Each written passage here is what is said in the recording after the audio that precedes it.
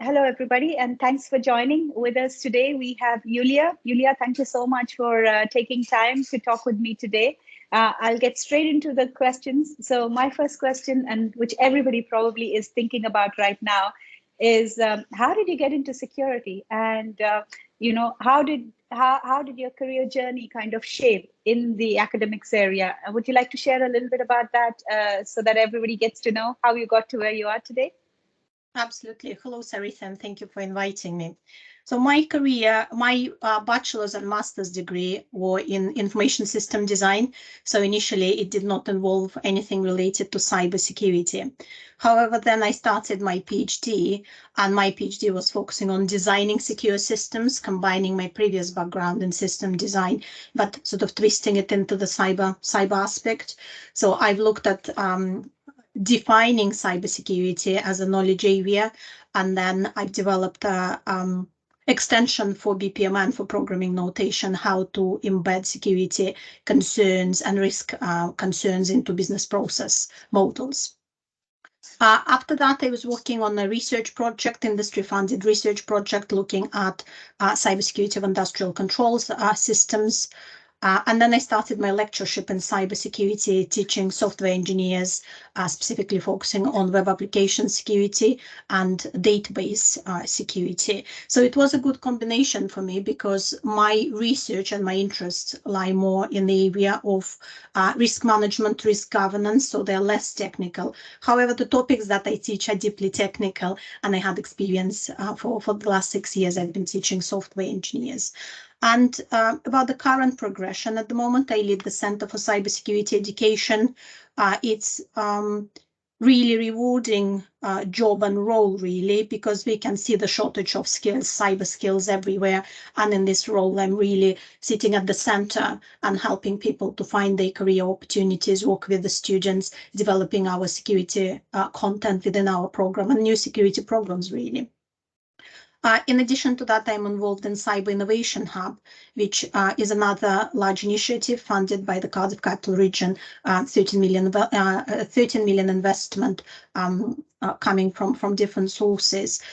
And again, we are looking at innovation, creating at least 25 startups here in Wales, focusing on cyber, bringing in innovative IT ideas.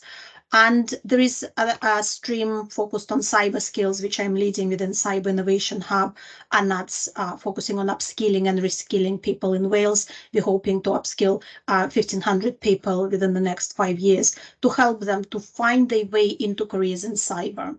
So that's what I do at the moment, and it's a really interesting role, really, and really rewarding. I can really see that from the short summary that you've given there. It seems like there's lots of things that you're doing. At the same time, you're running a number of projects, a number of initiatives, trying to teach.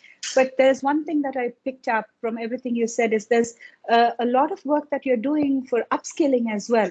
Right, there is a shortage. You mentioned about that too, and we're all aware of the current shortage. So I'm just wondering, were there a number of challenges that you had to face as you're doing, all the different pieces of work that you're doing, and also currently where we are today, from an academic perspective, are there challenges that you have faced? Maybe there were solutions for some, maybe there aren't, but would you like to share some of those with us today? Yes, absolutely. I think the main challenge is fairly consistent, and you will see it across the globe. It's the shortage of talented people, first of all. So we simply don't have enough people who are qualified or experienced in cyber to join the sector. So, and we try to tackle that issue from different perspectives. So being an academic, of course, I work with the students predominantly, but then we have quite a broad outreach program. So, and we try to engage with younger population, with young people at starting from the age really of 13, 14. So we are part of the Cyber First program. So we have activities that we run for younger people, trying to really inspire them to explain what computer science, what cybersecurity is, attracting them into the discipline. You know that the cybersecurity sector is so very low although there were improvements in terms of the number of female professionals in the industry recently, but still it's not enough. So we are not reaching the gender balance as yet. So you won't get female experts in industry unless we have them in higher education and unless we really attract girls and inspire them about tech sector and cybersecurity, specifically in the younger years. So we're trying to sort of look after the entire pipeline and make sure that there is this coordination. And if you want, we sort of transfer that message and we send it down the pipeline, down in the sense that they're just getting younger and younger, but we're engaging with the schools, with the school teachers, talking to the young people about cybersecurity and potential careers. So the challenge at that stage is that we all know that it's difficult for the IT teachers and computer science teachers in terms of the kind of quickly changing environment to stay up to date. Typically, they wouldn't know much about cybersecurity themselves, so it's hard for them to inspire girls into cyber because they won't know. So that's why I think it's really our role and responsibility as academics and industry to share our knowledge down the pipeline, make sure that we talk to the teachers. We talk to different authorities, making sure that we propagate that message that this is really a career path that girls, let's say, may consider. So you probably can see that my main focus has been over the last few years on genuinely achieving the gender balance and bringing more girls into cybersecurity. But as of recently, and kind of linking back to the significant shortage of qualified people, we really need to tap into different pools of talents, and we need to look at different at ethnic minority groups, maybe people with disabilities, neurodivergent community, etc. So it's making sure that it's all inclusive and that we engage with all those different communities. So very interestingly, I think industry partners, and we work very closely with industry in terms of helping us to increase the number of people in cyber through engaging with different communities. They have some amazing examples. And it's this exchange of ideas. So we learn from industry partners and we propagate it and we try to share the knowledge of different ways of engaging with a range of communities. But I think, yes, the main challenge is just it's not enough talented people, and then how we address it mainly by engaging with different communities and trying to involve to interest the girls and increase the number of female practitioners, and then engage with underrepresented communities as well.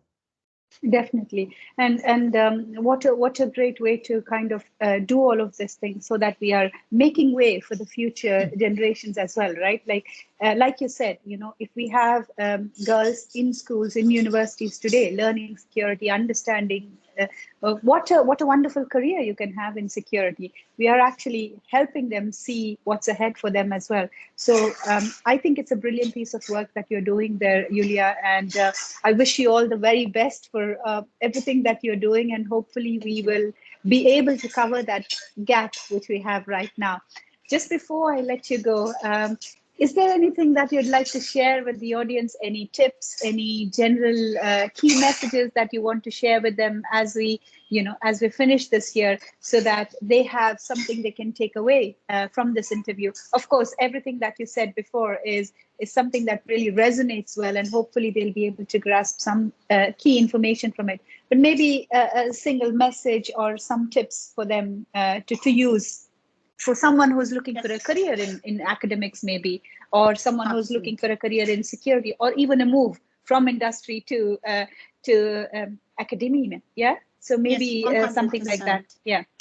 So my main advice would be to be proactive.